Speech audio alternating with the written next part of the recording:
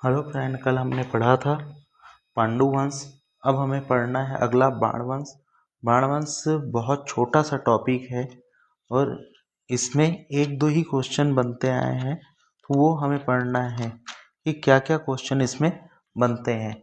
तो बाणवंश की स्थापना का काल कौन सा है? 9वीं सदी से। कौन सा है? 9वीं सदी से। फिर संस्थापक महामंडलेश्वर और मल्लादेव कहलाते थे। महामंडलेश्वर और मल्लादेव। राजधानी इसकी कौन सी थी? पाली। यही क्वेश्चन इसमें बनते आया है। बाणवंशी मूलतः कहाँ से आए हुए थे? आंध्र प्रदेश से आए थे। इनके प्रमुख शासकों की बात करें तो इसके प्रमुख शासक पहले थे विक्रमादित्य। इन्होंने पाली के शिव मंदिर का निर्माण कराया था, जिसका जीर्णोद्धार कलचुरी शासक जाजल देव ने कराया था। CGPSC AMU के 2017 में पूछा गया है। बाणवंश अनेक शिलालेख में विक्रमादित्य की पहचान जयमऊ के रूप में की गई है, तो ये इम्पोर्टेंट पॉइंट हो जाता है। विशेष त्रिपुरा की कलचुरी शासक शंकरगढ़ द्वितीय ने विक्रमादित्य को पराजित कर इस वंश को समाप्त किया। ये वंश इतना ही पढ़ना है।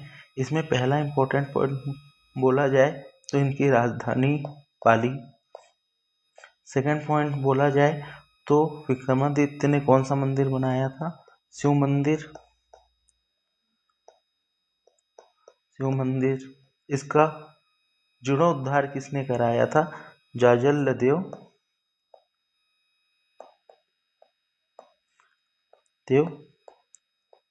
प्रथम। यही इतने इम्पोर्टेंट क्वेश्चन बनते हैं और इसके बाद हम चालू करेंगे दोस्तों हमारा कौन सा? सोमवंश। कलिंग का सोमवंश।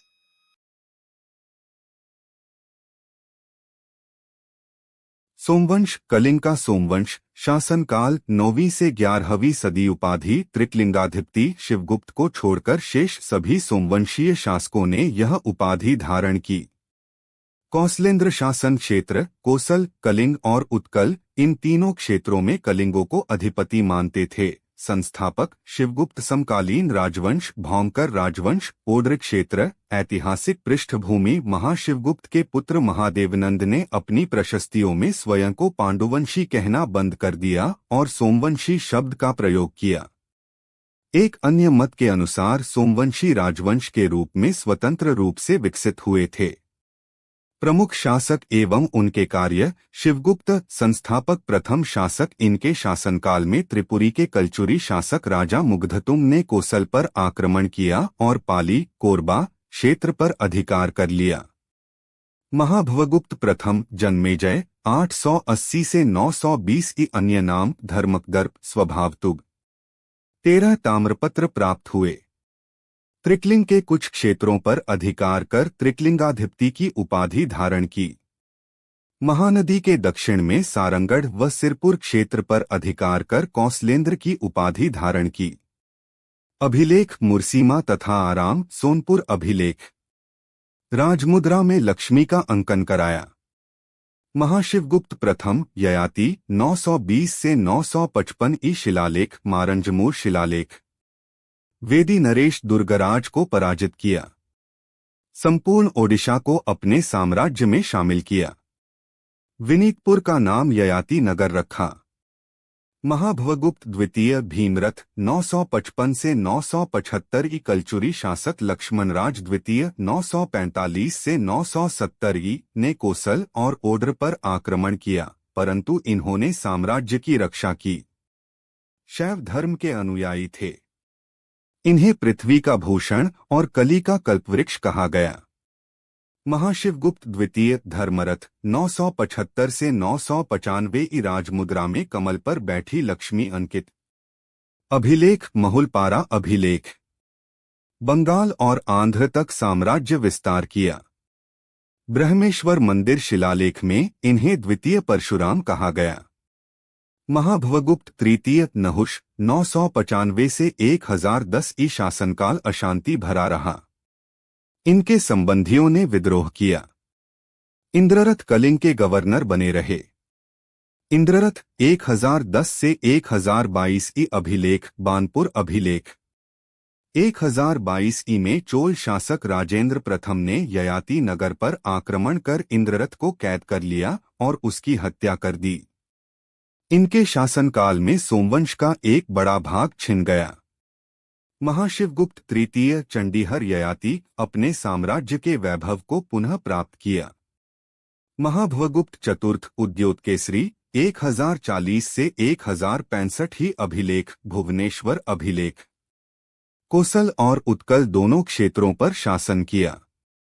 महाशिवगुप्त चतुर्थ जन्मेजय अंतिम शासक उपाधि त्रिकलिंगाधिपति अभिलेख रत्नागिरी अभिलेख गंगवंशीय शासक अनंतवर्मन चोड़गंग ने उत्कल से और कलचुरी नरेश जाजल्यदेव प्रथम ने कोसल से सोमवंश का शासन समाप्त कर दिया।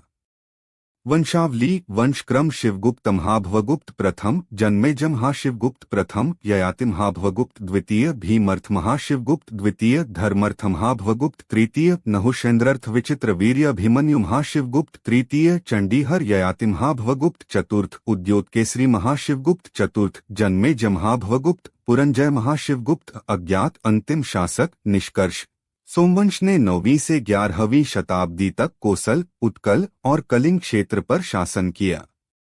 यह वंश शुरू में पांडुवंश से संबंधित माना जाता था, परंतु बाद में एक स्वतंत्र राजवंश के रूप में स्थापित हुआ। अधिकांश सोमवंशी शासकों ने त्रिकलिंगाधिपति और कौसलेंद्र उपाधियां धारण की। इस वंश का अंत 11वीं शताब्दी वंश का अंत 11वीं शताब्दी में गंगवंश और कलचुरी शासकों द्वारा हुआ। दोस्तों यहीं पे ये कलिंग का सोमवंश खत्म होता है। इसके आगे का लेक्चर हम पढ़ेंगे जिसमें क्षेत्रीय राजवंश की स्थापत्य कला, उपाधियां और उसके बाद ताम्रपत्र, इन सभी को एक लेक्चर में फिर से वापस रिवाइज कर लेंगे। उसके बाद हम कलचुरी वंश चालू करेंगे। मेरा बोलना है ये है कि 10 से 12 क्वेश्चन किसी भी एग्जाम में सीजी इतिहास से आता है, सीजी की हिस्टोरी से आता है, तो ये पढ़ना बहुत इम्पोर्टेंट है। धीरे धीरे पढ़िए, कंटिन्यू पढ़िए और जितने बार हो सके रिवाइज कीजिए, ये आपके लिए फ़ायदेमंद होगा। इसके बाद जैसे ही हम कलचुरी वंश ख़त्म कर लेंगे उसके बाद हम चालू करेंगे इनका क्वेश्चन आंसर पैटर्न। हम क्वेश्चन आंसर बनाएंगे, इसमें हर टॉपिक के नीचे 10 क्वेश्चन हम MCQ और 10 क्वेश्चन हम मेंस के डालेंगे। ठीक है, जो आप सॉल्व करते रहना और ये बहुत इम्पोर्टेंट हो जाएगा। हम 5 क्वेश्चन प्रीवियस ईयर के 5 जो बन सकते हैं क्वेश्चन, ऐसा बनाएंगे। थैंक यू दोस्त, पढ़ते रहिए।